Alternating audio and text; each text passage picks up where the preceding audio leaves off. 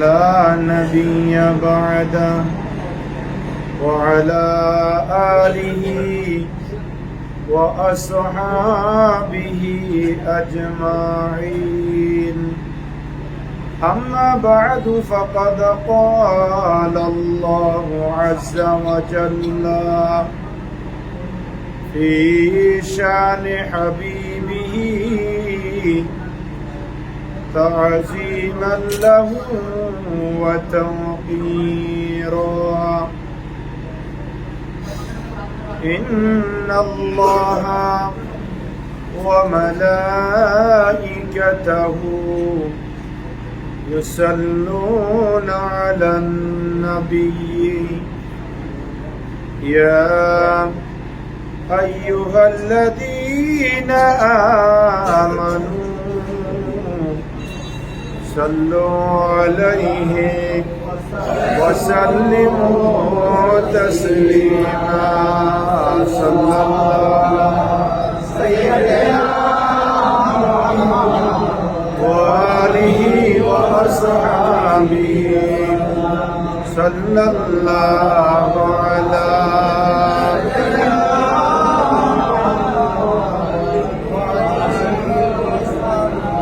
صلى الله على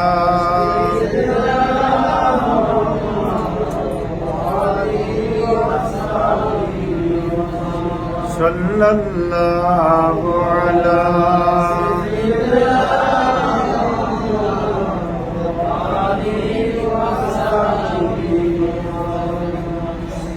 صلاة يا رسول الله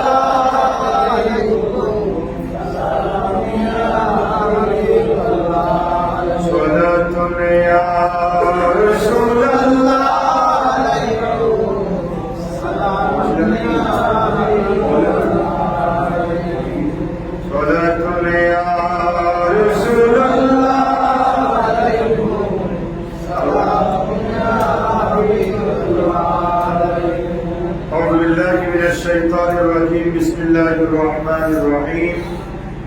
الذين ينفقون أموالهم بالليل والنهار سرا وعلانية فلهم أجرهم عند ربهم ولا خوف عليهم ولا هم يحزنون.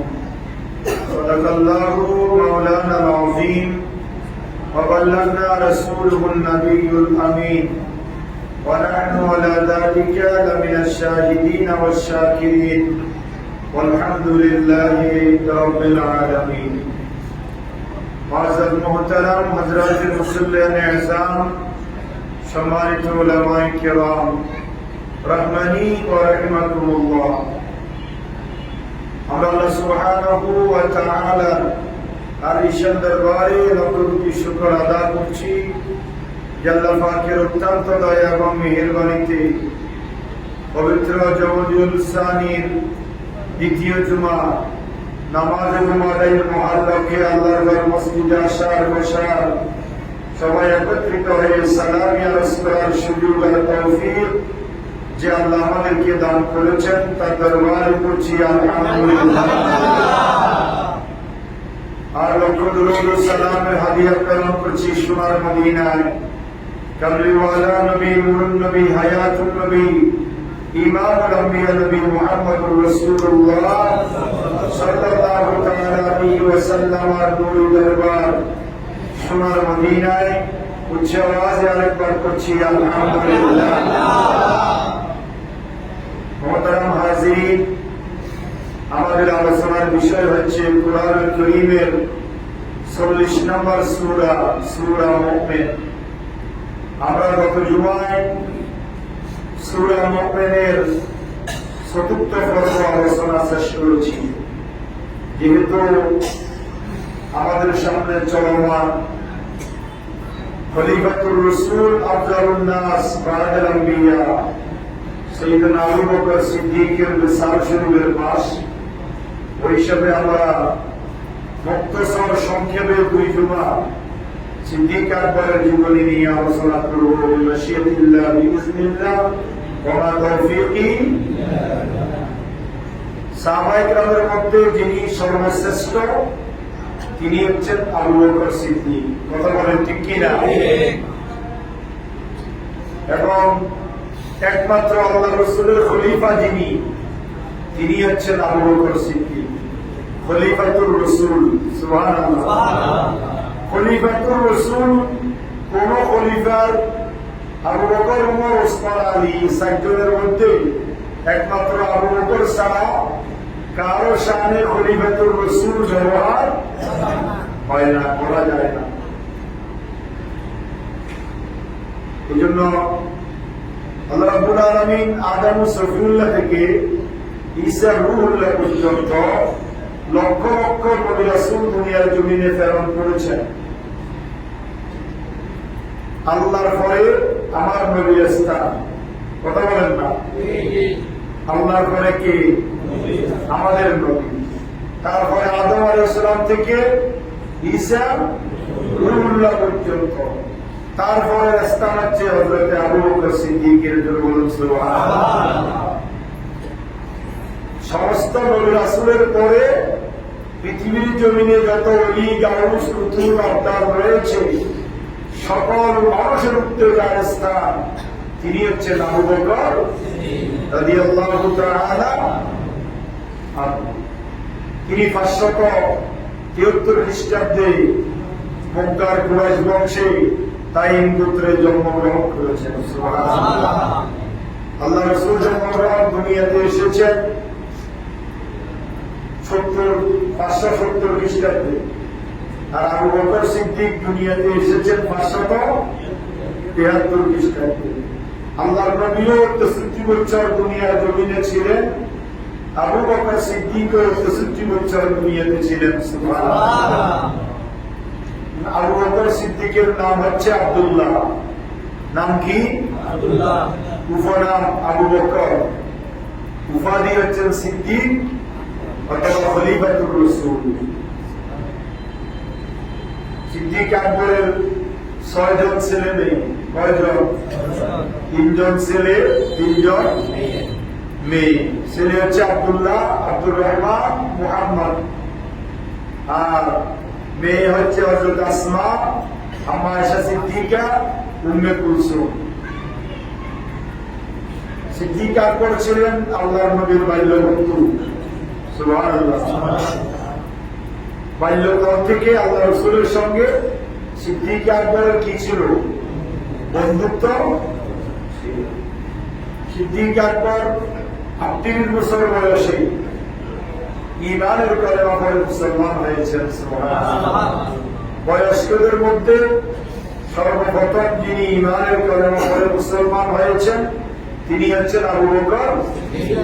আবু বকর সিদ্দিক যখন ইসলামের শীতল ছায়ায় আশ্রয় নিচ্ছিলেন তখন আবু বকর সিদ্দিকের বয়স ছিল 38 বছর। বলেন না সবাই, কত বছর? বয়স্কদের মধ্যে তিনি সর্বপ্রথম ঈমানের কালেমা গ্রহণ করেছেন তিনি হচ্ছেন আবু বকর। আর অল্প বয়সে তিনি ঈমানের কালেমা গ্রহণ করেছেন তিনি হচ্ছেন হযরত আলী। সুবহানাল্লাহ। তো সিদ্দিক আকবরের ইসলাম গ্রহণ এটা এক আজব ঘটনা।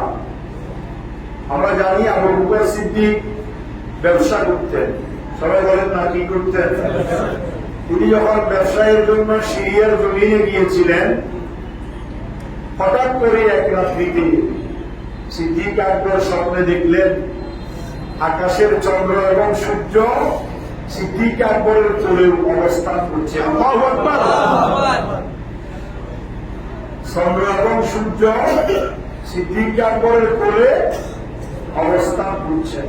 তিনি দুটোটাকে জড়াইয়ে ধরে বড় আনন্দে সময় অতিবাহিত করছেন। এই আজব তাজ্জুব স্বপ্ন যখন সিদ্দিক আকবর দেখলেন, এটা একটা আজব স্বপ্ন না? চন্দ্র সূর্য কি কারো কোলে আসতে পারে? সিদ্দিক আকবর দেখলেন চন্দ্র সূর্য তার কোলে। তখন তিনি সকালবেলায় ঘুম থেকে উঠে একজন ফাদ্রির কাছে গেলেন।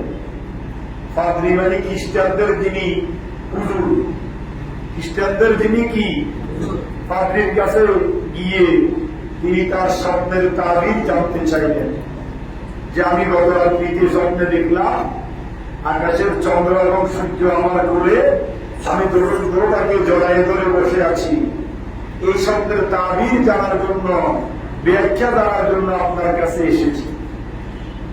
ওই পাদ্রী তাকে তার নাম ঠিকানা জিজ্ঞাসা করলেন, জন্মস্থান কোথায়, কোথায় জন্মগ্রহণ করেছেন, অবস্থান স্থল কোথায়, সব জানার পরে বললেন যে আপনি বড় সৌভাগ্যবান যে মক্কায় বনি হাশেম গোত্রে কুরাইশ বংশের শেষ নবীর আবির্ভাব হয়েছে। সুবহানাল্লাহ। সেই শেষ নবী মুহাম্মদ সাল্লাল্লাহু আলাইহি ওয়াসাল্লামের আপনি প্রথম খলিফা হবেন, এটাই, এবং আপনি তার হাতে ঈমানের কলেমা গ্রহণ করে তার ধর্ম গ্রহণ করবেন, এটাই হচ্ছে আপনার স্বপ্নের তাবির। সিদ্দিক আকবর অত্যন্ত আনন্দিত হয়ে গেলেন, খুশিতে আত্মহারা হয়ে তিনি আর ব্যবসার কাজে সিরিয়ায় রইলেন না। তিনি সাথে সাথে পরের দিন সকালবেলায় মক্কাতুল মুকাররমার জমিনে চলে আসলেন। সুবহানাল্লাহ। তো বন্ধুর খবর কে জানে?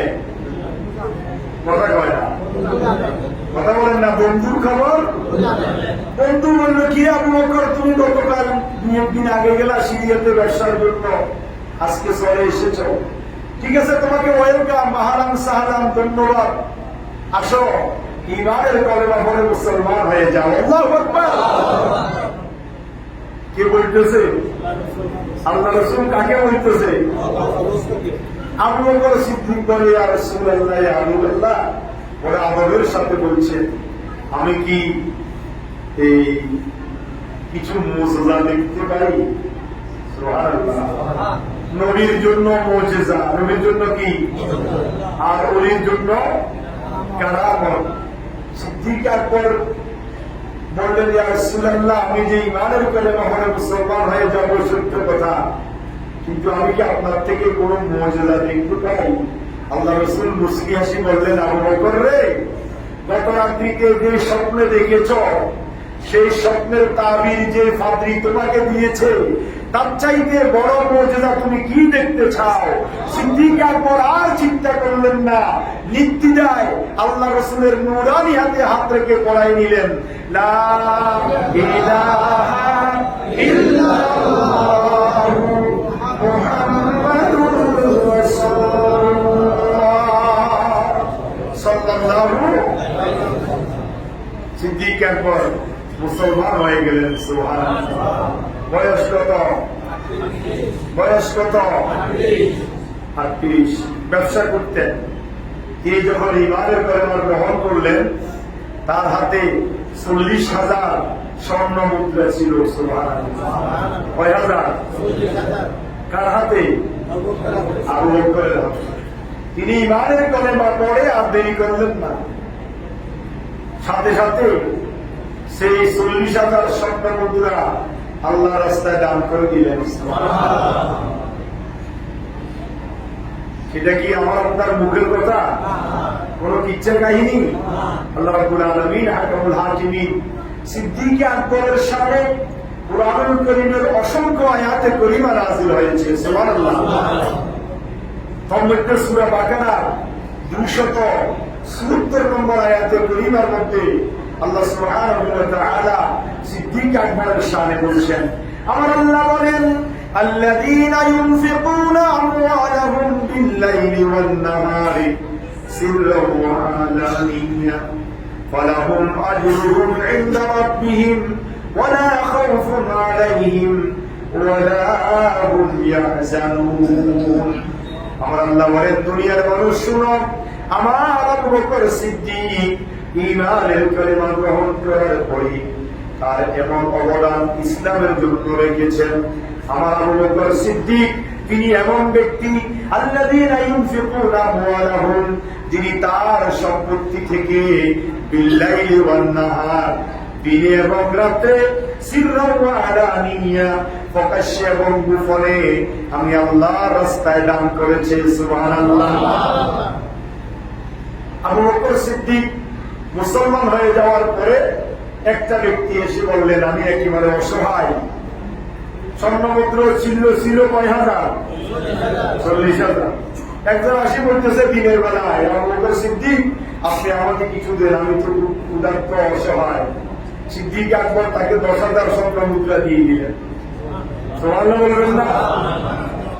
রাত্রে বেলায় আরেকজন আসি বলতেছে আমাকে কিছু দেন, সিদ্দিক আকবর তাকে 10,000 স্বর্ণমুদ্রা দিয়ে দিলেন। প্রকাশ্যে এক ব্যক্তি সবার সামনে আসি বলতেছে, আপনি তো খলিফাতুর রাসূল, আপনি আমাকে কিছু দেন, আমি অভাবী। তখন তাকে প্রকাশ্যে 10,000 দিরহাম দিয়ে দিলেন। একজন এসে গোপনে বলতেছে, আমি একসময় পয়সাওয়ালা ছিলাম, এখন অভাবী হয়ে গিয়েছি, লোকের কাছে হাত পাইতে আমার শরম লাগে, লজ্জা লাগে, আমি কাউকে আমার দুঃখের কথা বলতে পারতেছি না, আপনি যদি দয়া করে আমাকে কিছু দেন। সিদ্দিক আকবর গোপনে তাকে 10,000 দিরহাম দিয়ে দিলেন। সুবহানাল্লাহ। ছিল কত দিরহাম? রাত্রে 10,000, দিনে 10,000, প্রকাশ্যে 10,000, গোপনে 10,000। আর আসেনি কিছু? আমার আল্লাহর রহমতের কলিজায় জোশ মেরেছে। আমার আল্লাহ বলছেন, দুনিয়ার মানুষ শুনো, আমার সিদ্দিক আকবরের আদর্শ তুমি গ্রহণ করো। তিনি কে? আল্লাযীনা ইউনফিকুনা, যিনি ব্যয় করেছেন আমওয়ালাহুম, তার সম্পত্তি থেকে, বিল্লাইলি ওয়ান নাহার, রাত্রে এবং দিনে, সিররান ওয়া আলানিয়া, প্রকাশ্যে এবং গোপনে। হে দুনিয়ার মানুষ, যারা দিনে রাত্রে প্রকাশ্যে গোপনে আমি আল্লাহর রাস্তায় অকাতরে দান করে, তাদের ফায়দা কি, তাদের ফজিলত কি বান্দা শুনো। ফালাহুম আজরুহুম ইনদা রাব্বিহিম, তাদের প্রতিদান আমি আল্লাহর কাছে আমি রেখে দিয়েছি। লা খাউফুন আলাইহিম, তাদের জন্য দুনিয়ার জমিনে কিভাবে চলবে, কিভাবে খাবে, কি করবে, কোন অবস্থায় জীবন যাপন করবে, এই চিন্তার কোনো কারণ নাই। ওয়ালা হুম ইয়াহজানুন, তারা এই দান সৎকার করার কারণে, অকাতরে আমি আল্লাহর রাস্তায় সম্পদ বিলীন করার কারণে, আমি আল্লাহ রাব্বুল আলামিন হাকামুল হাকিমিন, পরকালে তাকে যে জান্নাত দিব তারও কোনো চিন্তা তার নাই। জোরে বলুন সুবহানাল্লাহ। তিনি হচ্ছেন সিদ্দিক আকবর। সুবহানাল্লাহ। সেই সিদ্দিক আকবর ইসলাম গ্রহণ করার পরে বড় বড় কৃতদাস, মানে সরা মূল্যে অনেক দাস দাসীকে আজাদ করেছে। দাস দাসী বুঝেন না? কথা কয় না, বুঝে কিনা? দাস দাসী কখন দাস দাসী কথা ছিল? 40,000, 50,000, 1 লাখ টাকা দিয়ে কিনে নিত। আপনাকে আমি কিনে নিলাম, আপনি আজীবন আমার শ্রম দিয়ে যাবেন। কেউ যদি আমাকে সে 1 লাখ টাকা দিয়ে দেয়, তখন আপনাকে আমি কি করে দিব? আজাদ মুক্ত করে দিব। ওইটা হচ্ছে দাস দাসী কথা। সিদ্দিক আকবর ইমানের কলেমা গ্রহণ করার পরে হযরতে বেলাল, হযরতে আম্মার, হযরতে খাব্বাব, হযরতে সুওয়াইদা, বড় বড় সাহাবায়ে কিরামকে দাসত্ব থেকে আজাদ করে মুক্ত করে দিয়েছেন। সুবহানাল্লাহ। সিদ্দিক আকবর ইমানের কলেমা গ্রহণ করার পর থেকে সবসময় আল্লাহ রাসূলের সাথে থাকতেন। ব্যবসা বাণিজ্য গোছাই ফেলেছেন। সুবহানাল্লাহ বলবেন না? ব্যবসা বাণিজ্য কি করেছেন? গোছাই ফেলেছেন। আল্লাহ রাসূলের সাথে থাকতেন। রাস্তায় হাঁটতেছে, একবার আল্লাহ রাসূলের আগে যাইতেন, আবার পিছনে আসতেন, একবার ডানে যাইতেন, একবার বামে যাইতেন।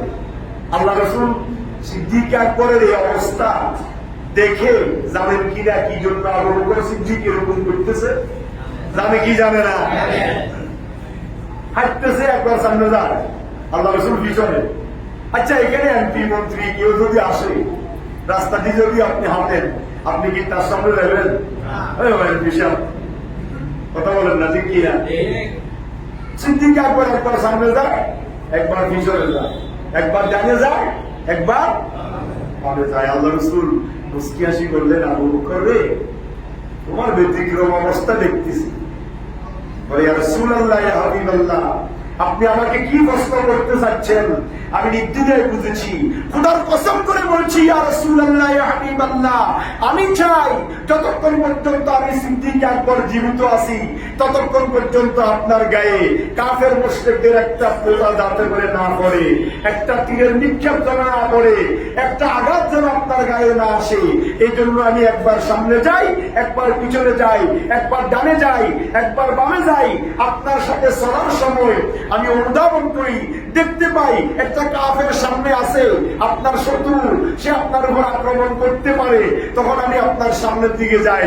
সে যদি আপনাকে সরাসরি আক্রমণ করে, আক্রমণটা আমার গায়ে আসবে, বিদ্ধ হবে, আমি শহীদ হয়ে যাব, আমি মারা যাব, আপনি নবী জীবিত থাকেন।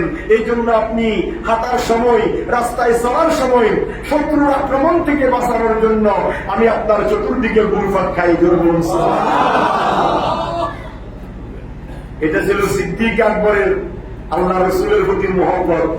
সুবহানাল্লাহ। সে মহব্বত আমাদের কাছে আসেনি, কথা বলেন না, আসেনি? সিদ্দিক আকবর তিনি কে? এই জন্য আল্লাহ রসুল সিদ্দিক আকবরের শানে বলেছেন। অর্থাৎ আবু সাঈদ খুদরি রাদিয়াল্লাহু তাআলা আনহু হাদিস বর্ণনা করেছেন, ইন্নামান আম্মানান নাসে আলা ফি সুহবাতিহি ওয়া মালিহি ফাকানা আবু বকর। হে দুনিয়ার মানুষ, শুনে রাখো, আমার লক্ষ লক্ষ সাহাবায়ে কেরামের মধ্যে থেকে আমার একমাত্র আবু বকর, যার বদান্যতা, যার ত্যাগ, যার অবদান, দম দিয়ে, দৌলত দিয়ে, সম্পদ দিয়ে আমি রসুলকে বিভিন্নভাবে সহযোগিতা করে সবচাইতে যার অবদান আমি রসুলের প্রতি বেশি, তিনি হচ্ছেন আমার আবু বকর। আল্লাহ রসুল আবু বকরকে এত মহব্বত করতেন। আল্লাহ রসুল বলছেন, ইবনে মাসউদ রাদিয়াল্লাহু তাআলা আনহু হাদিস বর্ণনা করেছেন, লাউ কুনতু মুত্তাখাযান খলিলা। আল্লাহ রসুলের বন্ধুকে, কথা কয় না, নিদ্রা বলেন না, কে? আল্লাহ রসুলকে আল্লাহ হাবিবুল্লাহ বলেছে না, কথা বলেন না? ইব্রাহিম খলিলুল্লাহ, মুহাম্মদ হাবিবুল্লাহ। আর রসুল তো আছে, হাবিব বানিয়ে বন্ধু, খলিল বানিয়ে ব্যস্ত আছে না নাই? আপনারা কথা বুঝতেছেন? শুক্রবারের দিন কারেন্টটা ঘুমার টাইমে নিয়ে গেল, ওদের কাজ করার আর সময় তারা পায় নাই। তার ধরুন জেনারেটরের আওয়াজে আমরা, আপনারা কথা বুঝতেছেন? খলিলত্ব বন্ধু, হাবিবত্ব। আমি মাঝখানে একজনে আপনাদেরকে বলেছিলাম, আমার সম্মানিত কমিটির সদস্যরা জেনারেটরটা পরিবর্তন করতে চাচ্ছে, কিন্তু আপনাদের হাত আসে নাই। আপনাদেরকে বলছিলাম, আপনারা যদি একটু বরাইনতা দেখান, আমরা এই মামতাদের আমলের জেনারেটরটা পরিবর্তন করে আধুনিক একটা জেনারেটর নিতে চাচ্ছিলাম। 3-4 লক্ষ টাকার প্রয়োজন। তো আপনারা একটু সহযোগিতা করবেন ভবিষ্যতে। আশা করি আমরা কারেন্ট না থাকলেও এই আওয়াজ থেকে মুক্ত থাকতে পারবো। কথা বলেন ঠিক কিনা? যাই হোক, আবু বকর সিদ্দিক বলেছেন, লাউ কুনতু মুত্তাখাযান খলিলা। আবু বকর সিদ্দিকের শানে আল্লাহ রাসূল বলেছেন যে আমি নবী যদি দুনিয়ার জমিনের কাউকে বন্ধু বানাইতাম, আমি নবীর বন্ধু হতো, তাহলে সিদ্দিক আকবরই আমার বন্ধু হতো। সুবহানাল্লাহ। কিন্তু আল্লাহ রসুলের বন্ধুকে আল্লাহ হচ্ছেন আল্লাহ রসুলের বন্ধু। ইব্রাহিমের বন্ধু মুহাম্মদ সাল্লাল্লাহু আলাইহি ওয়াসাল্লাম আল্লাহ কি? ইব্রাহিম খলিলুল্লাহ, খলিলত্ব বন্ধু। আর মুহাম্মদ হাবিবুল্লাহ, হাবিব শব্দের অর্থ বন্ধু। ব্যস্ত আছে না নাই?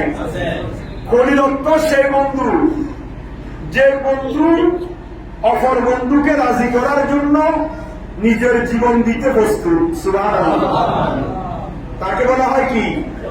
খলিল। আবু বকর যেমন হযরত ইব্রাহিম খলিলুল্লাহ আল্লাহকে রাজি করার জন্য আগুনে ঝাঁপ দিয়েছেন, দেন নাই? কথা বলেন না, দিয়েছেন কিনা? তিনি খলিল। আর হাবিব বলা হয় ওই বন্ধুকে যে বন্ধুকে রাজি করার জন্য আল্লাহ নামক মহান আল্লাহ বন্ধু যে হাবিবের জন্য জীবন দিতে প্রস্তুত, যে হাবিবকে রাজি করার জন্য অক্লান্ত চেষ্টায় থাকে, তিনি হচ্ছেন হাবিবুল্লাহ। আল্লাহ চায় সবসময় আল্লাহ রসুলকে কি রাখতে? খুশি রাখতে। তো আবু বকর সিদ্দিকের শানে আল্লাহ রসুল বলেছেন, লাউ কুনতু মুত্তাখাযান খলিলা। দুনিয়ার জমিনে আমি যদি কাউকে বন্ধু বানাতাম, আবু বকর সিদ্দিক আমার কি হতো? দেখেন, বাল্য বন্ধু কত বছর বয়সে ইসলাম গ্রহণ করেছে? সবাই জোরে বলেন না, কত বছর? 38 বছর। যারা বড় আছেন তারা জানেন না, যারা সামনে আছেন তারা জানবেন, আগে আসছেন যে 38 বছর বয়সে সিদ্দিক আকবর কি করেছেন? ইমানের কলেমা পড়ে মুসলমান হয়েছেন। আল্লাহ রসুল একদিন আবু বকর সিদ্দিককে বললেন, আবু বকর, তোমাকে নিয়ে আমি কোথায় যাব? হিজরতে যাব। কোথায় যাব? হিজরতে যাব। আমাকে আল্লাহ মক্কা শরীফে রাখবে না, জন্মস্থানে রাখবে না, আমাকে মনে হয় স্থান ত্যাগ করে চলে যেতে হবে।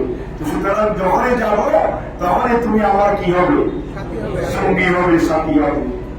সিদ্দিক আকবর এই কথা শোনার সাথে সাথে রবিউল আউয়াল মাসে হিজরতের অর্ডার হয়েছে। রবিউল সানি, জমাদুল আউয়াল, জমাদুল সানি, জমাদুল সানি, মুহররম মাসে হিজরতের অর্ডার হয়েছে। মুহররম, সফর, রবিউল আউয়াল। রবিউল আউয়াল শরীফে আল্লাহ রাসূল মক্কা থেকে মদিনায় কি করেছেন? হিজরত করেছেন।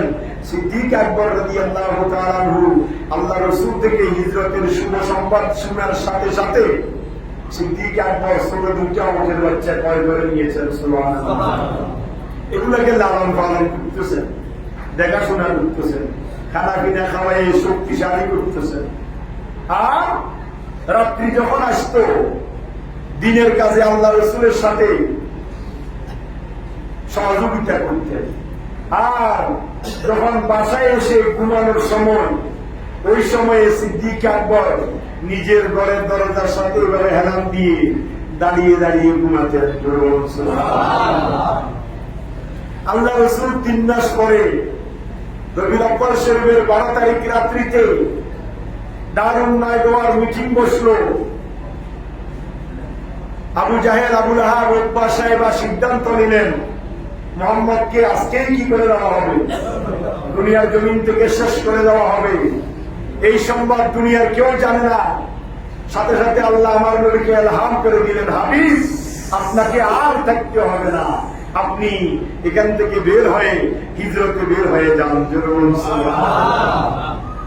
গভীর রজনী আল্লাহ রসুল হিজরতে বের হলেন। 81 নম্বর গেট মক্কায়, ইব্রাহিম খলিল রোড। সেখান থেকে শুরুতে ইব্রাহিম খলিল রোডের মুখে আবু বকর সিদ্দিকের বাড়ি। সুবহানাল্লাহ। আল্লাহ রসুল কাবা শরীফের আঙ্গিনা থেকে বের হয়ে সিদ্দিক আকবরের দরজায় এভাবে টক দিলেন, ইয়া আবু বকর। ডাক দেওয়ার সঙ্গে সঙ্গে গভীর রাত্রিতে সিদ্দিক আকবর লাব্বাইকা ওয়া সাদাইকা ইয়া রাসূলুল্লাহ বলে হাজিরা দিলেন। সুবহানাল্লাহ। আল্লাহ রাসূল অবাক হয়ে গেলেন, কি সিদ্দিক আকবর, গভীর রাত্রিতে মানুষ ঘুমের মধ্যে বিমোর থাকে, আর তোমাকে ডাকার সাথে সাথে তুমি লাব্বাইক বলে দরজা খুলে দিলে।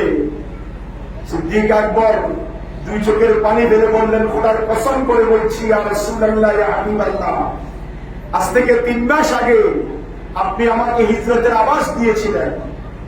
খোদার কসম, সেই দিন থেকে আজকে পর্যন্ত রাত্রিবেলায় আমি আমার পিঠকে বিছানার জন্য হারাম করে নিয়েছি। কেন আবু বকর? ইয়া রাসূলুল্লাহ, আপনি বলেছেন রাত্রিতেই আমাকে হিজরতের ডাক দিবেন, আর আপনি হায়াতুন নবী, ইমামুল আম্বিয়া নবী, খোদার খোদাইতের প্রমাণ নবী, দো জাহানের বাদশা নবী, জান্নাতের মালিক নবী। আপনি নবী আমার ঘরের দরজায় দাঁড়িয়ে দাঁড়িয়ে আবু বকর, আবু বকর করে ডাকবেন, আর আমি ঘুম থেকে উঠে আপনাকে দরজা খুলে দিব।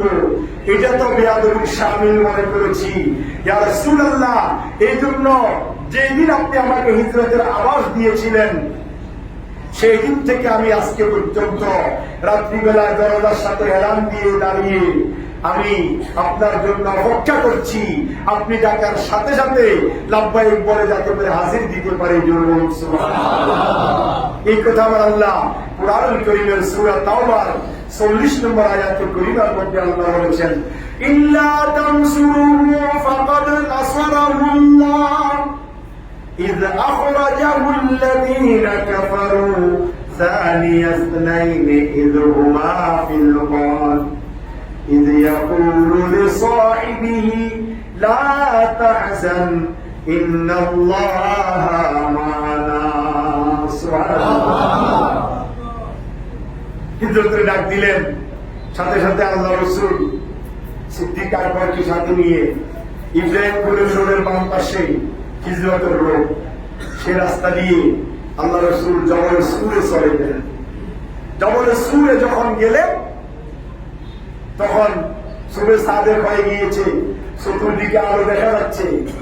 সিদ্দিক আকবরকে বলে আমাদেরকে পালাইতে হবে, আত্মগোপন করতে হবে।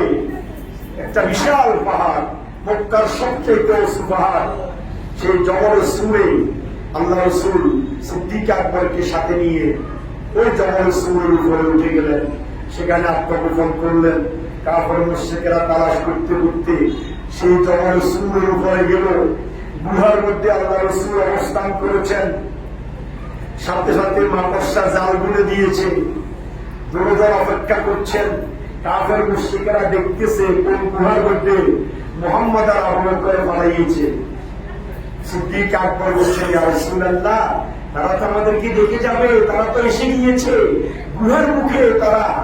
আল্লাহ রাসূল বললেন, লা তাহজান ইন্নাল্লাহা মা'ানা। হে আমার আবু বকর, তুমি চিন্তা করিও না, আমরা দুইজন নয়, আমরা তিনজন, আমাদের সাথে স্বয়ং আল্লাহ আছে। সেই হিজরতের বন্ধু ছিলেন আবু বকর।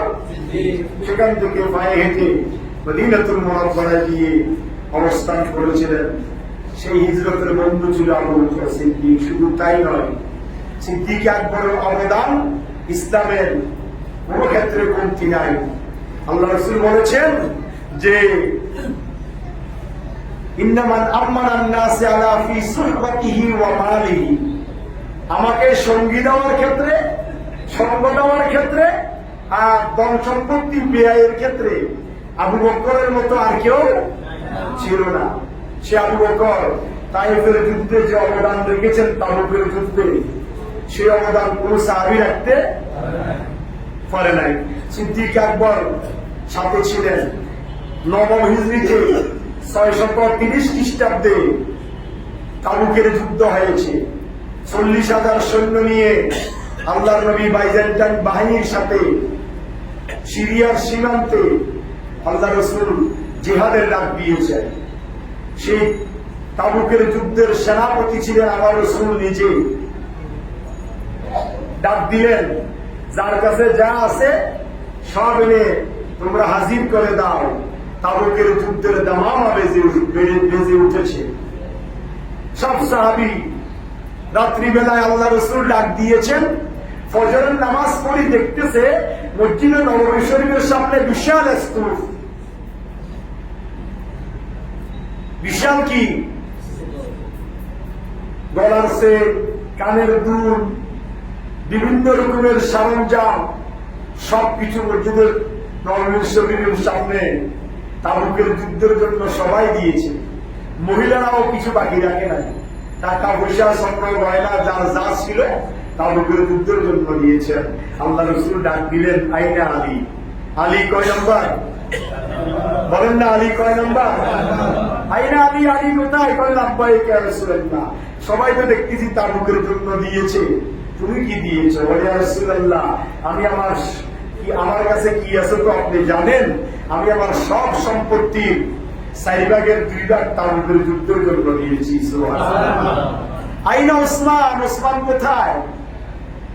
ওসমান বলে, লাব্বাইক ইয়া রাসূলুল্লাহ। তুমি কি দিয়েছো? বলে, ইয়া রাসূলুল্লাহ, আমি তো ওসমান গনি, অবাধ সম্পত্তির মালিক।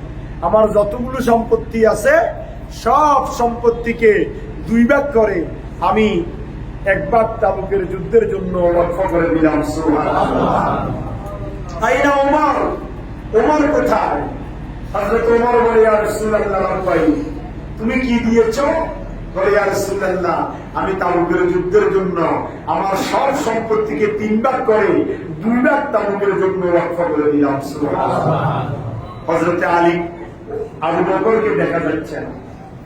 আবু বকর সিদ্দিক মসজিদে নববী শরীফের পিলারের এক পাশে দাঁড়িয়ে দাঁড়িয়ে কান্না করছে।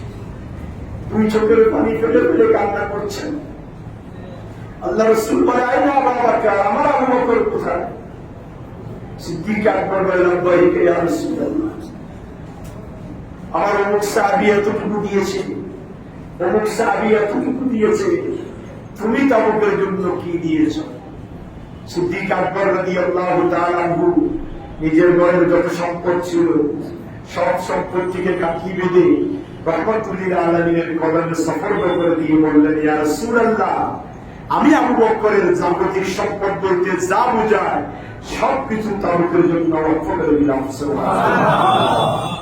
আল্লাহ রাসূল বলেন, কেউ অর্ধেক দিয়েছে, কেউ 3 ভাগের 2 ভাগ দিয়েছে, আর তুমি সব দিয়ে দিলে, বাসায় কি রেখে এসেছো?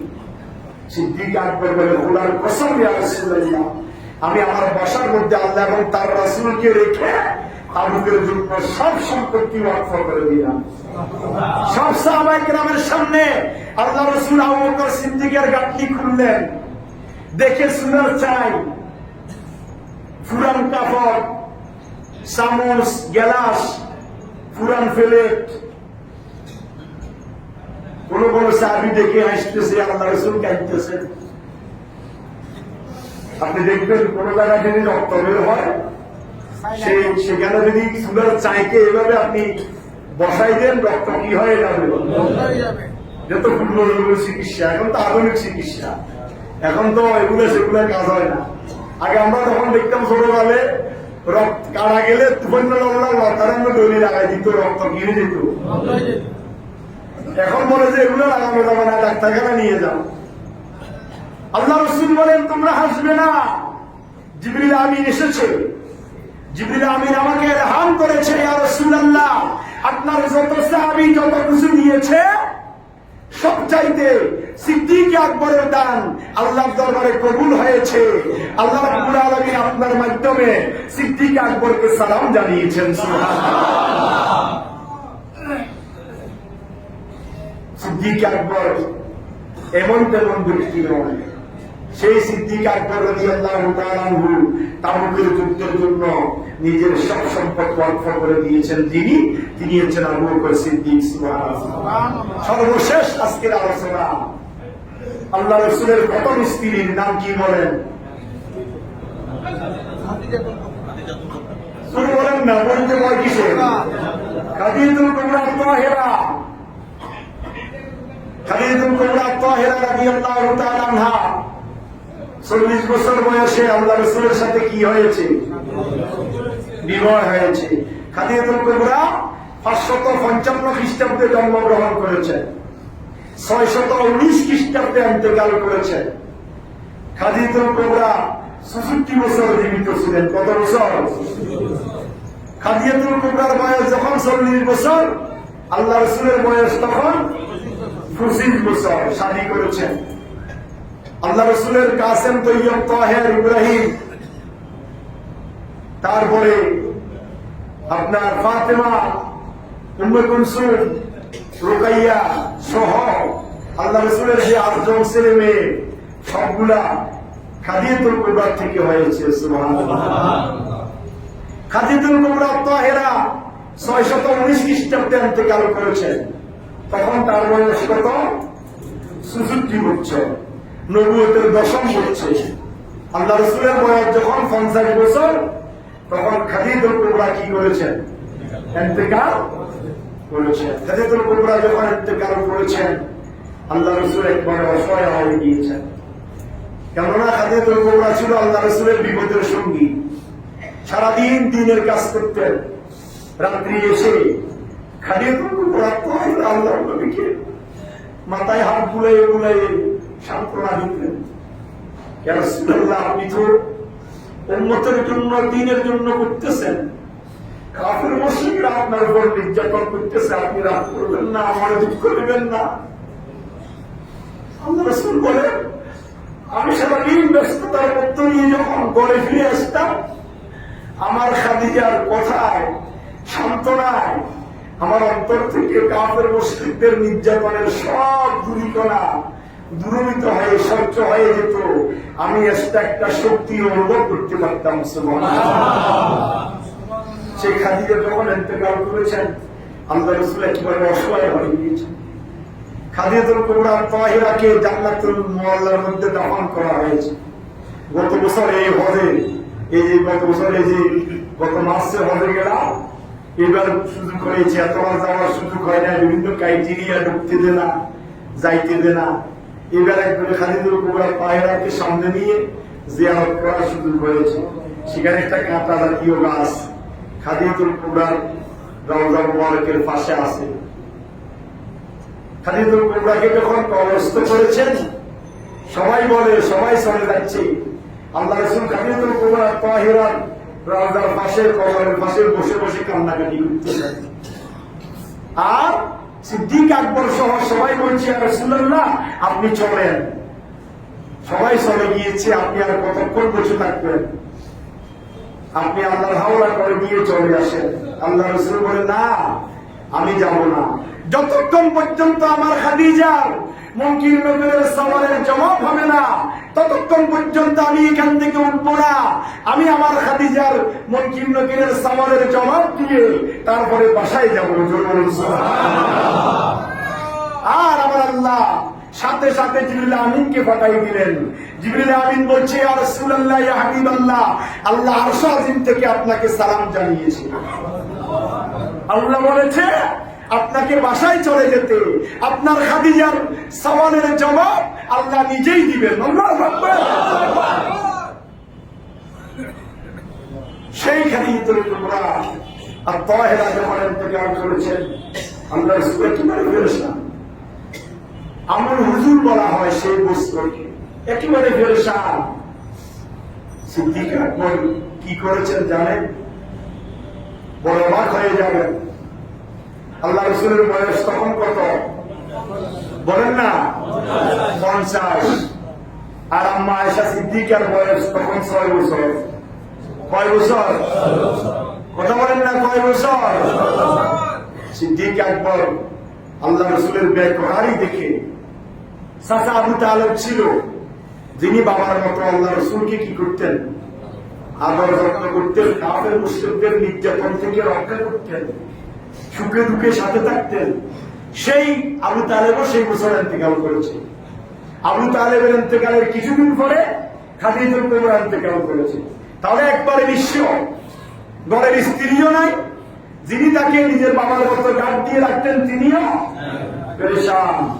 সিদ্দিক আকবর রাদিয়াল্লাহু তাআলা আনহু আর দেরি করেন নাই, 6 বছরের আয়েশাকে হযরত আবু বকর সিদ্দিক 50 বছরের আমার নবী হায়াতুন নবীর কাছে বিবাহ দিয়ে দিলেন। সুবহানাল্লাহ। যখন 9 বছর হয়েছে আয়েশা সিদ্দিকা, তখন তিনি বালেগা হয়েছেন। এই জন্য শরীয়তের ফিকহ মাসালা, মহিলা বালেগা হয় 9 বছরে আর পুরুষ বালেগা হয় 12 বা 13 বছরে। আল্লাহ রাসূল ওই 9 বছর পরে আয়েশা সিদ্দিকাকে আল্লাহ রাসূলের ঘরে হস্তান্তর করেছেন আবু বকর সিদ্দিক। তিনি এমন আবু বকর সিদ্দিক যিনি নিজের কলিজার টুকরা আল্লাহ রাসূলকে দিয়ে দিয়েছেন। এবং মোহরানা আল্লাহ রাসূলের আয়েশা সিদ্দিকার মোহরানা কি জামাই দেনা বলে দেবে? কথা বলেন না। আর আল্লাহ রাসূল আয়েশা সিদ্দিকার মোহরানা ছিল 400 দিরহাম রূপা। আবু বকর সিদ্দিক নিজে সেই আয়েশা সিদ্দিকার মোহরানা আদায় করেছেন। সুবহানাল্লাহ। 9 বছর পরে লাইলাতুল জুফা হয়েছে, আল্লাহ রাসূলের ঘরে গিয়েছেন। সেই হচ্ছে আবু বকর সিদ্দিক, নিজের জীবনের সবকিছুকে উৎসর্গ করে যিনি আল্লাহ রাসূলের জন্য এত ত্যাগ তিতিক্ষা যিনি রেখেছেন, তিনি হচ্ছেন আবু বকর সিদ্দিক। আল্লাহ রাব্বুল আলামিন আগামী জুমায় আবু বকর সিদ্দিকের বাকি আলোচনা শেষ করব বিমাশিয়াতিল্লাহ বিইজনিল্লাহ। যা শুনেছি আল্লাহ আমাদেরকে আবু বকর সিদ্দিকের মহব্বত এবং আবু বকর সিদ্দিক আল্লাহ রাসূলকে যেমন ভালোবেসেছেন